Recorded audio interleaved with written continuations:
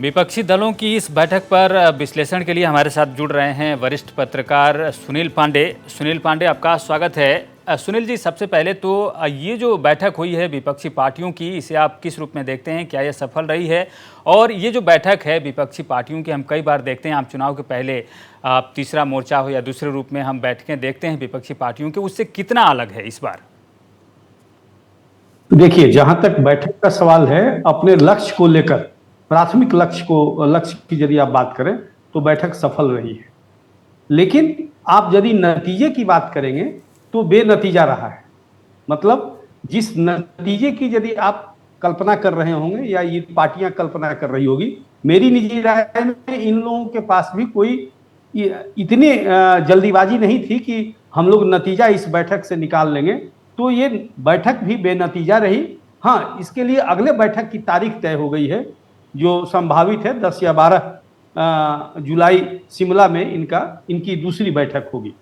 ये बैठक बेनतीजा रहने का कारण ये है कि अभी भी वो मुद्दे ज्यों के त्यों हैं जिस पर विवाद हो सकता है। आप यदि छेड़ते उन मुद्दों को तब विवाद हो जाता, तो उन छेड़ने से पहले ही वो लोग एक कॉमन, जिस पर किसी का कोई विवाद नहीं हो सकता है कि we are united, we fight unitedly, ये अलग शब्दों का खेल है। लेकिन मेरी जानकारी में मेरी समझ यह कहती है कि ये बहुत ही मुश्किल सवाल है कि ये नतीजा क्या होगा इस बैठक का। क्योंकि मेरा मानना है कि ये बैठक में लोग आए, यह संकेत जरूर है कि हर के मिजाज में यह भय बैठा हुआ है कि यह लड़ाई अस्तित्व की है। सामने इतनी बड़ी ताकत खड़ी है, नरेंद्र मोदी खड़े हैं, बीजेपी खड़ी है, जिसको हरा पाना मुश्किल है। और यदि आप नहीं हरा पाते हैं तो वह दिन दूर नहीं कि कई पार्टियों का अस्तित्व इस देश से मिट जाएगा। यह अस्तित्व की लड़ाई है जी। और दूसरी बात, जो लोग यहाँ बैठे हैं, ये बहस करने के लिए नहीं बैठे हैं कि मुझे करना क्या है। हमारे अंदर अंतर विरोध कितना है, इसको कितना अंतर विरोध को हम लोग कम कर सकते हैं, इस पर विवेचना हुई होगी। मीडिया को एंट्री नहीं था। जो बातें प्रेस कॉन्फ्रेंस के द्वारा वरीय नेताओं ने साझा किया है हमसे, आपसे, मीडिया कर्मियों से, वो बातें बहुत परिष्कृत रूप में है। अपनी पीड़ा किसी ने नहीं रखा।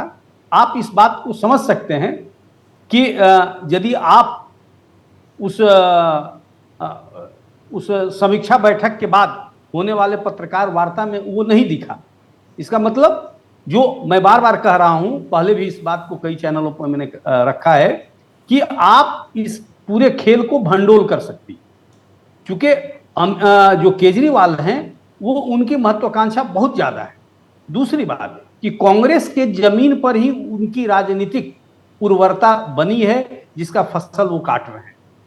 तो सवाल है कि कांग्रेस उन मुद्दों पर आपके साथ कैसे खड़ी हो सकती है। देखिए, यह नैसर्गिक विरोध है, अंतर विरोध है। अंतर विरोध को खत्म कर पाना अपने आप को खत्म करने जैसा है। जितनी क्षेत्रीय पार्टियां हैं, आप पार्टी क्षेत्रीय हो, इंटरेस्ट दिखा रहे हो national, how it is possible? ये कैसे संभव है जी कि आरजेडी देश के प्रधानमंत्री को तय करेगा, नीतीश जी तय करेंगे, या स्टालिन तय करेंगे, या ममता बनर्जी तय करेंगे? ये अपने राज्य में मुख्यमंत्री तक तय कर सकते हैं, लेकिन राष्ट्रीय स्तर पर, देश स्तर पर प्रधानमंत्री तय करने की बात होगी तो सिर्फ फुटबॉल होना स्वाभाविक है, क्योंकि इनके आपसी इंटरनल इंटरेस्ट टकराना तय है। ठीक है, ये बड़ी अच्छी बात रही। डेमोक्रेसी की यदि हम बात करें तो आप साथ बैठे, साथ लड़ने की कामना करते हैं, और इस क्या पॉजिटिव नोट पर यह मीटिंग खत्म हुई कि हम लोग फिर बैठेंगे। संयोजक बनने की बात आई है नीतीश जी की।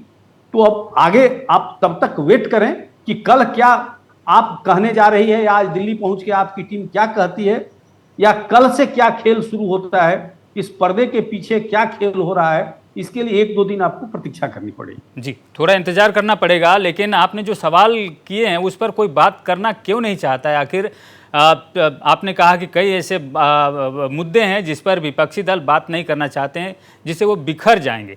आखिर इस मुद्दे को छेड़ना क्यों नहीं चाहते हैं विपक्षी दल? कब बनेगी सहमति किसी एक मुद्दे पर? ये कह पाना बड़ा मुश्किल है। मैं बार बार इसी बात को कह रहा हूं कि आप यदि एक दूसरे की अस्तित्व को बनाना चाहते हैं, ये असंभव है। क्योंकि एक का सच दूसरे के बर्बादी पर तय है। आप कांग्रेस यदि बर्बाद नहीं हुई होती, उस अस्तित्व को अपने घटा नहीं, जो अस्तित्व उसका घटते गया, तभी तो आप जैसे पार्टियों का उदय हुआ है। पंजाब में इसके पहले कौन था? दिल्ली में किसकी सरकार थी? तो ये तमाम चीजें जो हैं, लेकिन है क्या कि इन चीजों को पकड़ने में भी थोड़ा वक्त लगेगा। मैं मानता हूं कि अगली बैठक होने से पहले ही खेल कुछ शुरू हो जाएगा। जी। साउथ के बड़े नेता यहां नहीं आए, बीजू पटनायक बीजेडी जिसको आप कहते हैं, कोई नहीं आया। दलित का बड़ा चेहरा जिसके संसद की संख्या संसद में 10 है, मैं बात कर रहा हूं बीएसपी की मायावती, बहन मायावती को नहीं बुलाया गया।